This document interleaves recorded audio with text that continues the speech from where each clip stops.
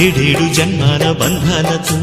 ఈనాడు నీడు పండించనా మరి తయారయ్యే ఉన్న వయ్యారంగా సయ్యత్తు ఒళ్ళోకి వాలంగా చూసుకొచ్చానమ్మా చూడు ఉత్సాహంగా చిన్నారి వన్నెల్ని ఏలంగా ప్రతిక్షణం పరవశం కలగగా